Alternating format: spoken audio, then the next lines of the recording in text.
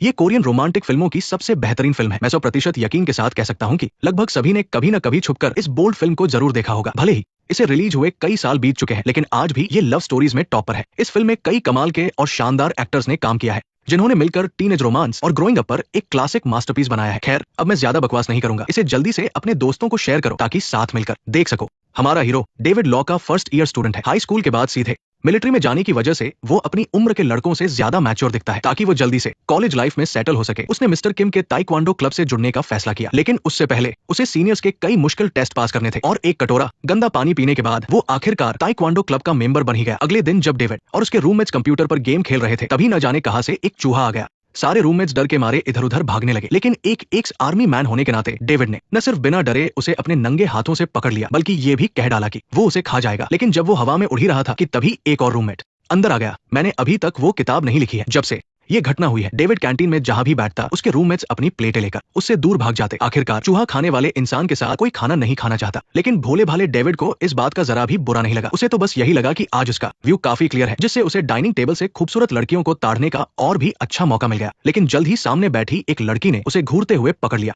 लड़की उसे बहुत ही गुस्से से घूरने लगी, जिससे डेविड एकदम से घबरा गया, लेकिन फिर भी उसकी नजरें कंट्रोल से बाहर थी और वो छुप छुप कर उसे देखता रहा। साइलेंस। रूममेट से गपशप करने पर पता चला कि उस लड़की का नाम सारा है और वो स्कूल की एरोबिक्स टीम में है। सारा को देखने के उस पहले पल से ही डेविड उस पर पूरी तरह से लट्टू हो गया था। एक प्यार में पागल लड़के की तरह उसकी आंखों में बस वही लड़की बसी थी, इसलिए जब भी वह एरोबिक्स हॉल के पास से गुजरता, वो खुद को खिड़की के बाहर रुकने से नहीं रोक पाता। और जल्द ही डेविड और सारा की दूसरी बार मुलाकात हुई। हॉस्टल के चूहों का हमेशा के लिए खात्मा करने के लिए रूममेट्स ने ब्रेड की स्लाइस पर चूहे मारने की पूरी दवा छिड़क दी थी और बड़ी ही चालाकी से उसमें एक गर्मा गर्म नकली ऑमलेट भी मिला दिया। लेकिन उन्हें सपने में भी नहीं पता था कि डेविड उस सैंडविच को अपना नाश्ता समझ लेगा। हम इसके बाद वो उसे खाते हुए बड़े मजे से भागने लगा और सारे रूममेट्स उसके पीछे पूरे हॉस्टल में दौड़ने लगे। अनजान डेविड को लगा कि उसके रूममेट्स उससे सैंडविच छीनने के लिए भाग रहे हैं और भागते हुए उसके चेहरे पर एक अजीब सी खुशी थी, जब तक कि उसने वो पूरा सैंडविच सफाचट नहीं कर लिया। और जैसा कि उम्मीद थी, डेविड को तुरंत इमरजेंसी रूम में ले जाना पड़ा। खुशकिस्मती से सही समय पर इलाज मिलने की वजह से वो जल्दी डिस्चार्ज हो गया। लेकिन जैसे ही डेविड अस्पताल से मेट्रो लेकर कॉलेज लौट रहा था, किस्मत ने उसे सीधा सारा के पीछे खड़ा कर दिया। मेट्रो के लगातार हिलने की वजह से उसका शरीर भी अनजाने में आगे पीछे होने लगा, जिससे सारा को एक बार फिर उस पर गलतफ हमी हो गई और इस तरह डेविड एक बार फिर अस्पताल पहुंच गया। गनीमत यह रही कि बाद में सारा को पूरी सच्चाई पता चल गई कि उसने डेविड को गलत समझा था। जब उसे पता चला कि ताइक्वांडो क्लब के पास कोई फिक्स जगह नहीं है, तो अपनी गलती की माफी मांगने के लिए उसने रात के सन्नाटे में छुपकर एरोबिक्स हॉल की चाबियां डेविड को दे दी। उन्हें लगा कि फाइनली अब वे सुकून से प्रैक्टिस कर पाएंगे, लेकिन उसी रात उनकी कैप्टन ने उन्हें रंगे हाथों पकड़ लिया। जब किसी को समझ नहीं आ रहा था कि क्या सफाई दे, तो कैप्टन होने के नाते मिस्टर किम तुरंत आगे आए और फिर मिस्टर किम ने अपने सुरीले गाने से उस फीमेल कैप्टन का दिल पूरी तरह जीत लिया। दोनों कैप्टन्स के बीच प्यार शुरू होते ही डेविड और ताइक्वांडो क्लब के मेंबर्स के भी मजे आ गए। अब वे न सिर्फ एरोबिक्स टीम के साथ प्रैक्टिस कर सकते थे, बल्कि उन्हें खुलकर लड़कियों को ताड़ने का मौका भी मिल गया था। यहाँ तक कि कभी कभी तो थोड़ी बहुत क्लोजनेस भी हो जाती थी और हमारा सीधा साधा दिखने वाला डेविड तो लड़कियों के इशारों पर नाचने वाला पपी बन गया था। हालांकि डेविड को भी इसमें बहुत मजा आ रहा था, लेकिन जब भी वो सारा की नफरत भरी नजरें देखता तो उसका दिल उदास हो जाता। उसी रात दोनों टीमों के मेंबर्स एक साथ क्लब में पार्टी करने गए। उसने सोचा कि इस मौके का फायदा उठाकर सारा को इम्प्रेस करेगा, लेकिन डेविड ने फिर से सब कुछ कबाड़ा कर दिया। वो पूरी रात एक बेकाबू घोड़े की तरह डांस फ्लोर पर पागलों की तरह थिरकता रहा। उसने सारा के चिढ़े हुए एक्सप्रेशन पर जरा भी ध्यान नहीं दिया। इसके बाद सब लोग वापस प्राइवेट रूम में आकर गेम खेलने लगे, लेकिन डेविड गेम के रूल्स न समझ पाने की वजह से बहुत ही जल्दी नशे में टल्ली हो गया और उसके बिल्कुल अपोजिट मैक्स नाम का एक लड़का था। वो कॉलेज का सबसे हैंडसम लड़का माना जाता था। वो सिर्फ लंबा और डेशिंग ही नहीं, बल्कि काफी अमीर और पावरफुल फैमिली से भी था। उसने खुद आगे बढ़कर सारा को प्रपोज किया, लेकिन अचानक सारा ने उसे बिना सोचे ही रिजेक्ट कर दिया। असल में उसे पहले से ही पता था कि मैक्स की एक गर्लफ्रेंड है और वो कोई और नहीं बल्कि एरोबिक्स टीम की मिया थी। भले ही उनकी बातचीत वही खत्म हो गई, लेकिन सारा अंदर ही अंदर बहुत खुश थी। आखिर टीनेज में ऐसी कौन सी लड़की होगी जिसे ऐसे हैंडसम और अमीर लड़के पसंद नहीं आएंगे। पार्टी खत्म होने के बाद सब लोग कपल्स में वहां से निकल गए। बस सारा और सोफे पर पड़ा हुआ डेविड ही वहां रह गए। डेविड की उस नशे की हालत को देखकर सारा के चेहरे पर और भी ज्यादा नफरत छा गई। डेविड का नशा उतरने का इंतजार किए बिना ही वो वहां से अकेले ही चली गई और उस रात डेविड को छोड़कर बाकी सभी रूममेट्स अपनी अपनी गर्लफ्रेंड्स के साथ एक शानदार रात बिताने गए। इस वीडियो पर कोई स्ट्राइक ना आए, इसलिए आगे का सीन मैं नहीं दिखा सकता, इसलिए मैं उसे डायरेक्ट स्किप कर रहा हूँ। एक लंबी रात के बाद एरोबिक्स टीम और ताइक्वांडो क्लब के सभी मेंबर्स सेट हो चुके थे। बस सारा और डेविड ही रोज की तरह ट्रेनिंग हॉल पहुंचे, लेकिन तभी मियां गुस्से में आगा बुला होकर अंदर आई और बिना कुछ सोचे समझे सारा को एक जोरदार थप्पड़ जड़ दिया। दरअसल उसने कल रात मैक्स के प्रपोज करने वाली बात सुन ली थी और उसे लगा कि सारा ने उसके बॉयफ्रेंड को फंसाया है। ये सुनते ही सारा तुरंत खड़ी हो गई और उसने भी झट से उसे एक थप्पड़ रसीद कर दिया। उस वक्त हॉल का माहौल एकदम से गर्म हो गया। दोनों लड़कियां एक दूसरे को घूरते हुए अपनी जगह पर खड़ी थी। ये देखकर बेचारा डेविड एकदम से घबरा गया। वो न तो हिल पा रहा था और न ही कुछ बोल पा रहा था। उसे डर था कि कहीं गलती से वो उन दोनों के गुस्से का शिकार न बन जाए। फिर मिया पैर पटकते हुए वहां से चली गई, लेकिन इत्तेफाक से सारा को ढूंढने आ रहे मैक्स से उसकी टक्कर हो गई। उसने मैक्स से साफ कह दिया कि उसे दोनों में से किसी एक को चुनना होगा। वहीं दूसरी तरफ सारा का मूड भी बहुत खराब था। अपनी क्रश को मनाने के लिए डेविड ने पानी के बेसिन में सिर दे मारा ताकि वो इस बेवकूफी से उसे हंसा सके, लेकिन उसे ये बिल्कुल उम्मीद नहीं थी कि जब वो इतनी मेहनत कर रहा था तभी मैक्स अचानक हॉल में आ जाएगा। उसने बिना कोई बात किए सीधा सारा को अपने गले से लगा लिया। ये सब अपनी आंखों के सामने देखकर डेविड को समझ आ गया कि वो तो बस एक जोकर बनकर रह गया है। उस दिन के बाद से सारा और मैक्स ऑफिशियली एक कपल बन गए। वो दोनों पूरा दिन एक दूसरे से चिपके रहते। सारा और मैक्स को हमेशा साथ देखकर डेविड का दिल बुरी तरह टूट गया था, लेकिन हद तो तब हो गई जब उस रात मैक्स ने सारा को अपने बॉयज हॉस्टल में बुला लिया और वहां उन दोनों ने इंटीमेट मोमेंट्स शेयर किए। जब सब कुछ खत्म हो गया तो मैक्स को अपनी क्लास के लिए जाना था, इसलिए वो सारा को कमरे में अकेला छोड़ गया। लेकिन मैक्स के जाते ही सारा को बहुत जोर से प्यास लगने लगी, तो वो चुपके से कॉरिडोर में पानी पीने गई। लेकिन जब वो वापस आई तो उसने देखा कि दरवाजा लॉक हो चुका था। तभी वार्डन भी कमरे चेक करने के लिए राउंड पर था। बिना कुछ ज्यादा सोचे उसने पास का ही एक कमरा खोल लिया और किस्मत से वो कमरा डेविड का ही था। डेविड को कंप्यूटर के सामने अजीब सी शक्ल बनाए देखकर सारा की आंखों में एक बार फिर से नफरत साफ झलक रही थी। लेकिन अभी इन सब बातों का वक्त नहीं था, इसलिए उसने डेविड से विनती की कि वो बगल वाले कमरे से उसके कपड़े ले आए। अपनी क्रश की इस डिमांड को डेविड भला कैसे टाल सकता था। वो बिना कुछ सोचे खिड़की से बाहर कूद गया, लेकिन जैसे ही वो बाहर निकला उसने देखा कि दो लोग खिड़की के बाहर चुपके से कुछ तांग झांक कर रहे थे। अंदर सारा को डराने से बचने के लिए डेविड भी चुप रहा। वो बस पड़ोस से अपने कपड़े वापस लाना चाहता था, इसलिए दोनों ने मिलकर काम करना शुरू किया। लेकिन जैसे ही वे कामयाब होने वाले थे एक और गड़बड़ हो गई। डेविड की बेल्ट एक लोहे के हुक में फंस गई, जिससे उसकी पैंट तुरंत नीचे खिसक गई और वो सिर्फ अंडरवियर में बाहर लटकता रह गया। सामने वाली बिल्डिंग की लड़कियों ने ये सब देख लिया। उन्हें लगा कि ये अजीब लड़के छत से कूदने वाले हैं, इसलिए उन्होंने तुरंत पुलिस को फोन कर दिया। इसके तुरंत बाद फायर ब्रिगेड और मीडिया वाले भी वहां पहुंच गए। दोनों चोर ये सब देखकर पूरी तरह घबरा गए, इसलिए उन्होंने डेविड को बंदी बना लिया। इस मुश्किल घड़ी में पुलिस की स्पेशल टीम ने तुरंत रेस्क्यू ऑपरेशन शुरू किया, लेकिन उनकी लापरवाही की वजह से आखिर में वे तीनों ही बिल्डिंग से नीचे गिर गए। इस तरह डेविड एक बार फिर अस्पताल पहुंच गया। गनीमत यह रही कि उसकी बर्दाश्त करने की ताकत अच्छी थी, इसलिए उसे कोई गंभीर चोट नहीं आई। सारा सबसे पहले डेविड से मिलने अस्पताल पहुंची, लेकिन इससे पहले कि वो कुछ बोल पाता मार्क गलत समय पर वहां आ गया। ये देखकर सारा ने तुरंत डेविड को बाय कहा और खुशी खुशी अपने बॉयफ्रेंड के गले लग गई। उन दोनों को वहां से जाते हुए देखकर डेविड का दिल एक बार फिर टूट गया। आने वाले दिनों में सारा और मार्क एक साथ अच्छा समय बिताने लगे। वे लग्जरी कार में घूमने जाते और झील के किनारे बने विला में एक दूसरे के साथ एंजॉय करते। वहीं दूसरी तरफ ठीक होने के बाद डेविड वापस स्कूल आ गया और अपने रूममेट्स के साथ पहले जैसी आम जिंदगी जीने लगा। वो जानता था कि वो सारा के लायक नहीं है, लेकिन उसने कभी उम्मीद नहीं छोड़ी। ये जानकर कि कुछ दिनों में सारा का जन्मदिन है, डेविड ने उसे एक बड़ी डायमंड रिंग गिफ्ट करने का फैसला किया। पैसे जमा करने के लिए वो और उसके रूममेट्स एक क्लब में काम करने लगे, जहाँ वे अमीर औरतों का मनोरंजन करके एक्स्ट्रा पैसे कमाते थे। लेकिन तभी सारा के साथ एक हादसा हो गया। ट्रेनिंग के दौरान वो गलती से जमीन पर गिर गई और उसे पेट में तेज दर्द होने लगा। चेकअप के बाद उसे पता चला कि वो प्रेग्नेंट है। उसने तुरंत ये बात मार्क को बताई, लेकिन ये सुनकर मार्क ने बहुत ही रूखा बर्ताव किया। उसने एक बैंक कार्ड निकाला और सारा से कहा कि वो तुरंत अस्पताल जाकर अबॉर्शन करवा ले। आज मेरा जन्मदिन है, तुम मेरे साथ ऐसा कर रहे हो। जब तक सारा को इस धोखेबाज लड़के की असलियत समझ में आई, उसे बहुत पछतावा हुआ कि उसने उसकी बातों पर इतनी आसानी से भरोसा क्यों किया। रात को वो अकेली ही एरोबिक्स हॉल गई। दरवाजा खोलते ही सारा हैरान रह गई। दरअसल डेविड और उसके रूममेट्स वहां पहले से इंतजार कर रहे थे। अपने सामने इस सीधे सादे लड़के को देखकर सारा के दिल में एक अजीब सी भावना आई, लेकिन उसे बिल्कुल अंदाजा नहीं था कि एक बेवकूफ हमेशा बेवकूफ ही रहता है। अपनी दुनिया में मगन डेविड अभी भी खुश हो रहा था और उसने सारा के गुस्से को बिल्कुल भी नोटिस नहीं किया। जब उसने खुशी से अपनी वो डायमंड रिंग निकाली तो बदले में उसे सारा से एक जोरदार थप्पड़ मिला। पूरी जगह अचानक सन्नाटा छा गया। हालांकि बर्थडे गिफ्ट नहीं दिया जा सका, लेकिन अगले दिन डेविड को सारा का फोन आया। उसने पिछली रात की घटना के लिए डेविड से माफी मांगी और पूछा कि क्या उसके पास उसके साथ बाहर जाने का समय है। ये सुनकर डेविड तुरंत खुश हो गया। उसने जल्दी से तैयार होना शुरू कर दिया। उसने न केवल नए कपड़े पहने बल्कि अपने बालों को भी एकदम परफेक्ट सेट किया। लेकिन इस अहम मौके पर हॉस्टल का हेयर जेल खत्म हो गया था, इसलिए डेविड ने दिमाग लगाया और पास रखे स्ट्रॉबेरी जैम को ही बालों पर लगा लिया। उसे लगा कि ये एक रोमांटिक डेट होगी, लेकिन सारा उसे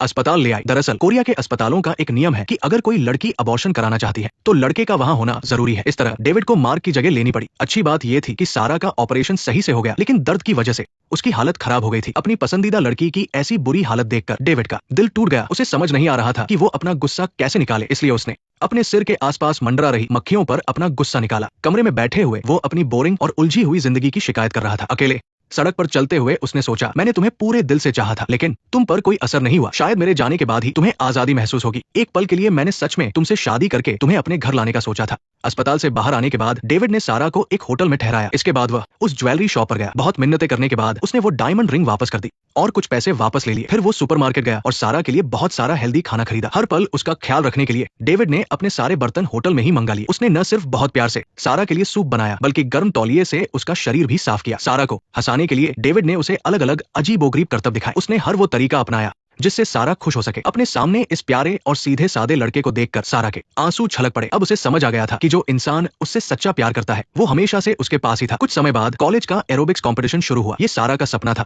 कि वो इसमें हिस्सा ले, लेकिन अपनी खराब तबीयत के कारण वो इस कंपटीशन में नहीं आ सकी। ब्रेक के दौरान कोच ने अपनी ताइक्वांडो टीम के साथ मिलकर दर्शकों के लिए एक शानदार परफॉर्मेंस दी। टीम के मेन मेंबर के रूप में डेविड ने न केवल ननचाकू चलाया बल्कि सबके सामने अपनी छाती पर एक बड़ा पत्थर रखकर उसे तोड़ने का करतब भी दिखाया। दर्शक ये देखकर जोर जोर से चिल्लाने लगे, लेकिन जब आखिरी बार हथौड़ा मारने का समय आया तभी डेविड ने अचानक सारा को हॉल में आते देखा। इसी पल उसका ध्यान भटक गया और जो हथौड़ा उसकी छाती पर गिरना चाहिए था वो सीधा उसके सिर पर लगा। वहाँ मौजूद सभी लोग हैरान रह गए। सब लोग जल्दी से डेविड को उठाकर रेस्ट रूम में ले गए। किस्मत से उसने आर्मी में सिर को मजबूत करने की ट्रेनिंग ली थी, इसलिए उसे जल्दी ही होश आ गया। उठते ही उसने सबसे पहले सारा को ढूंढना शुरू किया, लेकिन उसे नहीं पता था कि जब वो बेहोश था सारा ने अपनी ड्रेस पहन ली थी। अपने शरीर के दर्द को सहते हुए उसने अपनी पसंदीदा परफॉर्मेंस पूरी की। जब परफॉर्मेंस खत्म हुई तो डेविड ने आखिर में सारा को वॉशरूम में ढूंढ लिया। सारा सारा सारा सारा सारा। डेविड ने पागलों की तरह सारा को अपनी पीठ पर उठाया और अस्पताल की तरफ भागा। ज्यादा खून बहने की वजह से सारा की हालत बहुत खराब हो गई थी। गनीमत यह रही कि डॉक्टरों ने सही समय पर इलाज किया और उसकी जान बच गई। रात को जब सारा की मां को यह खबर मिली तो वो भागते हुए अस्पताल आई, लेकिन बेड पर लेटी अपनी बेटी को कमजोर देखकर उसने प्यार जताने के बजाय उसे पीटना शुरू कर दिया। डेविड ने यह देखकर उसे बचाने की कोशिश की, लेकिन सारा की मां ने उसे ही वो धोखेबाज समझ लिया जिसने उनकी बेटी को बर्बाद किया था। एक बार फिर डेविड को मार्क की गलती की सजा मिली। वहीं दूसरी तरफ मार्क और लीसा फिर से एक हो गए थे। वे दोनों एक क्लब में अपनी जीत की खुशी मना रहे थे। अपने सामने इस असली मुजरिम को देखकर डेविड अपने गुस्से को काबू नहीं कर पाया। उसने मार्क को बुरी तरह पीटना शुरू कर दिया। मैंने पूरी जिंदगी बस तुम्हें खुश रखने की कोशिश की है, मैं तुमसे प्यार करता हूँ, कमीने। इसके बाद डेविड मार्क को अस्पताल ले आया। उसके दबाव में आकर मार्क सारा के कमरे में गया और डेविड चुपचाप दरवाजा बंद करके वहां से चला गया। असल में डेविड को हमेशा से पता था कि सारा को उसका नहीं बल्कि किसी और का इंतजार था। सारा उसे देखकर इसलिए रो रही थी क्योंकि उसे इस बात का दुख था कि जो इंसान उसका इतना ख्याल रख रहा है वो मार्क क्यों नहीं है। अस्पताल के खाली कॉरिडोर में डेविड अपने आंसुओं को रोक नहीं पाया और फूट फूट कर रोने लगा। उसने एक बार फिर अपने प्यार को किसी और के हवाले कर दिया था, लेकिन कहानी यही खत्म नहीं हुई। एक दिन डेविड अपने कमरे में पिज्जा खा रहा था कि गलती से थोड़ा केचप दीवार पर लगे पोस्टर पर गिर गया। उसे साफ करने के लिए वो अपनी जीभ से उसे चाटने लगा। तभी सारा ने दरवाजा खोला और अंदर आ गई। ये देखकर सारा को फिर से थोड़ा अजीब लगा, लेकिन इस बार कुछ अलग था। सारा ने मार्क से अपना सारा रिश्ता खत्म कर लिया था और उसने खुद डेविड से अपने प्यार का इजहार किया। तुम अभी भी नहीं बदले? क्या मतलब? तुमने कहा था कि तुम मुझसे प्यार करते हो। मैंने कब कहा? ये अचानक मिला प्यार डेविड के लिए एक सपने जैसा था। उसकी आंखों में खुशी के आंसू देखकर सारा ने प्यार से अपनी बाहें फैला दी, लेकिन जैसे ही वे दोनों गले मिले उन्हें नहीं पता था कि बाहर कॉरिडोर में भयंकर आग लग चुकी थी। इस खतरे के बीच डेविड ने सारा का हाथ पकड़ा और बिल्डिंग से छलांग लगा दी। उनके हाथ एक दूसरे से मजबूती से जुड़े हुए थे। उस पल चाहे नीचे आग का समंदर ही क्यों न हो, डेविड अपने प्यार को अब कभी नहीं खोने वाला था। मैं अब कुछ नहीं कहूंगा, ये ताकत है आंखों से नहीं बल्कि दिल से। देखो तुम्हारी आज की असली ताकत और खूबसूरती क्या है। क्यों लोग कहते हैं कि जो दूसरों के पीछे भागते हैं उन्हें आखिर में कुछ नहीं मिलता। मुझे लगा था कि मैं पहुंच जाऊंगा, लेकिन इसका असर सिर्फ उसी पर हुआ और सामने खड़े इस अजीब से दिखने वाले आदमी ने तो अपने तजुर्बे से दुनिया को इस बात की सच्चाई साबित कर दी। बड़ी मुश्किल से वो उसका असली बॉयफ्रेंड बन पाया था, लेकिन आखिर में उस खूबसूरत लड़की ने उसे बेदर्दी से छोड़ दिया। इस वजह से डेविड गहरे डिप्रेशन में चला गया। अस्पताल में इलाज के दौरान डेविड सारा दिन अपनी क्रश की तस्वीर देखकर रोता रहता था। सबको लगा कि वो अब कभी नहीं सुधरेगा, लेकिन तभी एक दिन अचानक एक लड़की उसकी जिंदगी में आ गई। वहाँ अचानक अफरा तफरी मच गई। उस लड़की ने डेविड को बंधक बना लिया और जोर से चिल्लाकर सबसे दूर रहने को कहा। इस मुश्किल घड़ी में अस्पताल के गार्ड्स ने तुरंत एक्शन लिया और दोनों को स्टन गन से जमीन पर गिरा दिया। लेकिन सबसे हैरानी की बात तो ये थी कि इस हादसे के बाद वो लड़की डेविड को पसंद करने लगी। इससे पहले कि डेविड कुछ कह पाता, लड़की ने जबरदस्ती उसे अपना बॉयफ्रेंड बना लिया और इस तरह डेविड को मजबूरी में फिर से बॉयफ्रेंड बनना पड़ा।